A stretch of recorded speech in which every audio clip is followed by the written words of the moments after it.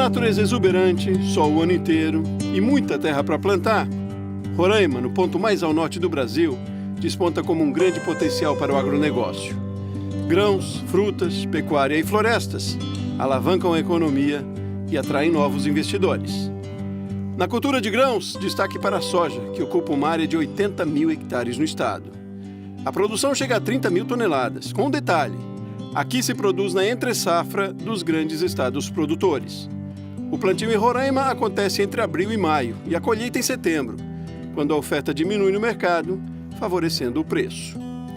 O estado tem mais 2 milhões de hectares disponíveis para a produção agrícola. Foi neste cenário que o empresário Marcelo Guimarães resolveu criar a maior floresta de mogno africano do mundo. Um investimento de quase 500 milhões de reais em 21 anos. O projeto prevê o plantio de mais de 19 milhões de árvores em 24 mil hectares no estado de Roraima. Hoje, a maior floresta de mogno africano está na Austrália e tem 15 mil hectares. Só de compra de terra serão mais ou menos 120 milhões de reais e com o plantio mais 367, se eu não estou enganado. É mais ou menos 500 milhões de reais em 21 anos, com a expectativa de retorno na venda de madeira de 4 bilhões de dólares. Hoje dá algo em torno de 11 bilhões de reais, um pouco mais. O mogno africano é originário da costa ocidental da África. A madeira, considerada nobre, é usada pelas indústrias de móveis, de navios, de instrumentos musicais, na aviação e na decoração de ambientes. O metro cúbico da madeira está avaliado entre 800 e 1.700 euros. No Brasil, coisa de até 6 mil reais. A posição geográfica de Roraima favorece a produção do mogno africano. O estado está na mesma latitude do local de origem da planta, a África. O interesse pela produção levou Marcelo a pesquisar sobre o mogno africano. Foi então que ele chegou a essa fazenda na zona rural de Boa Vista, a capital de Roraima. Um exemplar do mogno africano deixou o empresário entusiasmado. A árvore tem 23 anos.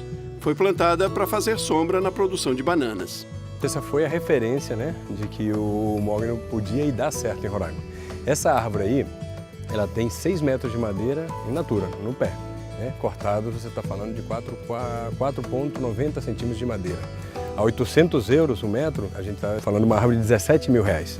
Comparado com o eucalipto, que hoje acho que está sendo vendido a 45 reais o metro cúbico, Então é um investimento que vale bastante a pena. Essa madeira ela foi levada para Exalc já faz uns anos, Tem algumas pessoas que vieram plantar mogno aqui em Roraima que fizeram o teste e identificaram que ela tem a melhor qualidade de mogno africano do Brasil.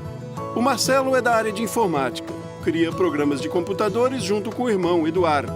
O conhecimento na área ele transferiu para a nova atividade. Marcelo é hoje o presidente da empresa Mahogany Roraima, a companhia que pretende implantar no Brasil a maior floresta de mogno africano do mundo.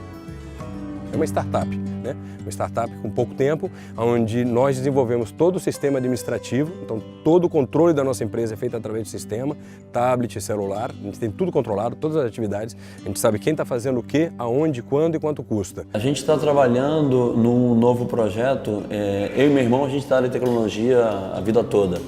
E meu filho seguiu esse mesmo caminho, ele mora em Nova York e estuda inteligência artificial e data science para desenvolver modelos preditivos.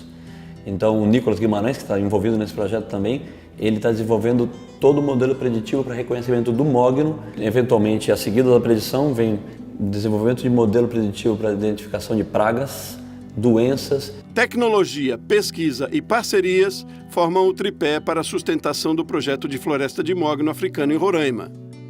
As sementes são semeadas uma a uma. São 150 mil por mês. O desenvolvimento das plantas é acompanhado minuciosamente nesses viveiros, com temperatura e umidade controladas. O processo de germinação é diferenciado, o que garante uma eficiência de até 95%. Processo diferente do que é adotado no mercado. Logo após as sementes são plantadas nos tubetes, elas são levadas para a casa de germinação. A partir desse momento elas são irrigadas, depois é cortada a irrigação durante 24 horas e ligada novamente. Então, com esse processo, acontece a quebra de dormência, no qual tem uma eficiência de até 95% das sementes. O professor José Frutuoso é PhD em solos e nutrição de plantas. Ele estuda o solo amazônico há quase 30 anos. Em suas análises, o pesquisador comprovou que as condições do solo de Roraima são muito semelhantes às do solo onde o mogno africano se desenvolve naturalmente. Temos na origem do mogno africano solos de textura arenosa, solos de baixa fertilidade natural, um clima extremamente semelhante, ou seja, condições tropicais bem semelhantes. A gente tem que equacionar só a questão de correção e adubação de solo, ou seja, quanto de calcário, quanto de NPK, e considerando que mogno não é tão exigente nutricionalmente. A gente pretende suprir as deficiências nutricionais do mogno com as interações com os consórcios de culturas anuais, perenes, que, de certa forma, pode suprir bem essa deficiência. A análise da equipe de Patrícia se concentra nas raízes do mogno africano. A floresta da empresa Mahogany Roraima é laboratório para a tese de doutorado da pesquisadora. Que a gente vai ter dados de plantas desde o primeiro mês de implantação, a gente avalia, até a gente já tem as plantas de 3 anos. Então a gente consegue ter essa curva de clorofila. Então, qual é a quantidade de clorofila que ela vai ter ao longo do seu ciclo? Então isso é muito importante para essa assimilação da fotossíntese e para essa expressão do crescimento da parte aérea atrelado ao crescimento radicular. Os investimentos em pesquisas na floresta prometem mudar o cenário de outras culturas também no estado. A agrônoma Simone Chacon está à frente do projeto que envolve o conceito de agrofloresta. Na mesma área, junto com o mogno, já foram plantados milho e feijão no sistema de consórcio entre as culturas. Cultura perene e uma entrelinha relativamente larga, nós temos que fazer a proteção desse solo aqui, ó, da distância de uma planta de mogno para outra. A gente não pode deixar isso aqui, essa área nua. Por quê? Porque o pouco nutriente que eu tenho aqui, eu perco por lixiviação e percolação. Então eu tenho que cobrir essa área para evitar esse tipo de perda dos nutrientes. Benefícios para a fauna também. Elisa é carioca, ela é bióloga e escolheu Roraima para trabalhar e se identificou com o projeto da maior floresta de mogno africano do mundo. Elisa está avaliando aqui a relação da nova floresta com os animais.